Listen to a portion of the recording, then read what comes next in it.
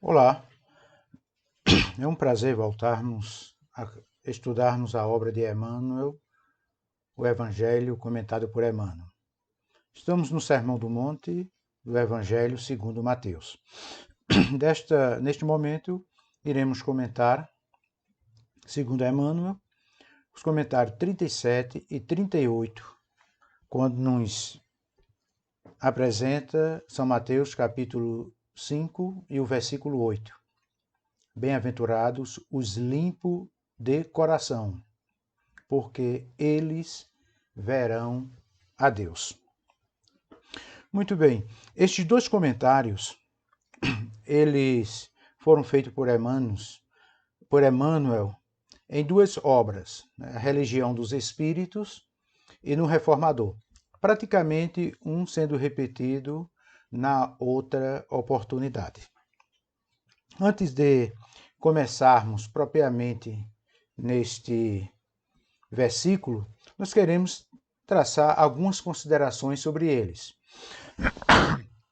Primeiro, quando diz aqui, bem-aventurados os limpos de coração. Os limpos de coração, como é apresentado por Jesus e também por Emmanuel, não trata aqui uma questão do exterior, uma questão corporal, mas nos apresenta o ser interior, o ser espiritual. É a essência espiritual que cada um de nós temos. Por esse motivo, é aplicado os limpos de coração. Coração, essa expressão em toda a aplicação bíblica, está mais ligada à questão espiritual, o ser puro. Uma coisa que também temos que compreendermos, como diz, eles verão a Deus, aqui também não trata numa questão tão literal, como também apresenta os limpos de coração.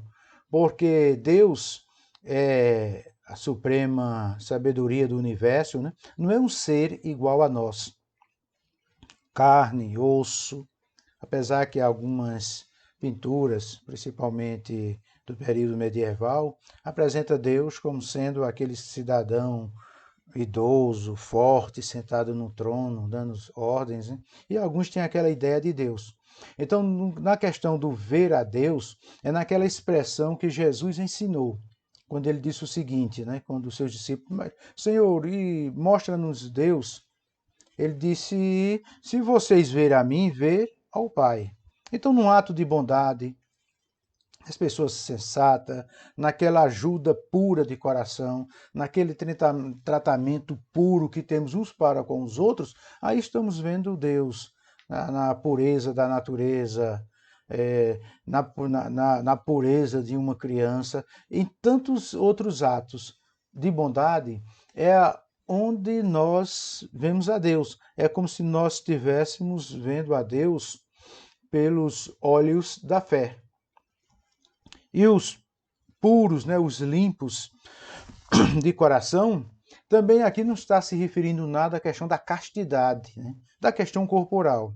Como espíritos que reencarnamos várias vezes no processo educativo espiritual para a pátria celestial, nós recebemos o corpos, né, quando estamos encarnados, mas são corpos biológicos.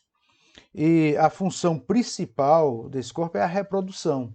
Então, muitos pensam que em purificar o corpo através de rituais e outros, que isso vai purificá-lo para a vida espiritual. De maneira nenhuma, né? Aqui está se referindo à questão do homem interior. Muito bem, vamos começar no que Emmanuel tem apresentado nestes comentários. Quando a pureza estiver em nossos olhos, fixaremos na cicatriz do próximo a desventura respeitável do nosso irmão. Então, quando a pureza estiver em nossos olhos, nós começamos agora a ver nos outros as coisas positivas, podemos dizer, as coisas melhores, as coisas de coração. Vamos deixar de ter uns olhos tão mal, de ver coisas que só venha trazer prejuízo aos outros, ou ver mais do que realmente os outros dispersos. É aquela questão de termos aqueles olhos perversos, né? De identificarmos, de mirarmos tão somente nos defeitos alheios. Então, quando tivermos a pureza dos olhos, mesmo quando em falhas, mesmo quando em erro, mas nós estaremos vendo no outros um filho de Deus, um espírito em processo evolutivo e de recuperação espiritual. E continuando, o nosso querido mentor diz: quando a pureza morar em nossos ouvidos, aí passaremos a aprendermos mais a ouvir, e ouvir com respeito, sem julgar, sem condenar. E outro detalhe, e a ouvir, não ir passando adiante, né? É como se fosse um rastrilho de pólvora, né? Que sai aí deturpando e destruindo a natureza humana. Então, quando a pureza estiver em nossos olhos, quando a pureza morar em nossos ouvidos, quando aprendermos a olhar dentro daquela perspectiva espiritual, quando aprendermos a ouvir dentro da perspectiva espiritual, passaremos a desfrutarmos de uma elevação espiritual bem maior. Quando a pureza demorasse em nossa boca, então veja como Emmanuel vai aqui apresentando no crescente, nos olhos, nos ouvidos e na boca. Né? Sabermos ver, sabermos ouvir, mas também termos a sabedoria para que de nossa boca não saia coisas desagradáveis e que não sejam aquelas para elevar o nosso próximo. E nesse comentário maravilhoso, ele também fala: quando a pureza associar-se ao nosso raciocínio, né? Também começarmos a decodificar determinadas conversas, determinadas apresentações, determinadas compreensões de cada um, passaremos de uma maneira espiritual, dentro de uma percepção elevada, sabemos compreender o nosso próximo. Isso vai nos levando a um patamar de experiência espiritual mais elevada. Quando a pureza respirar em nosso coração, aqui é dentro mais da questão do homem espiritual, aquele que busca mais a Deus.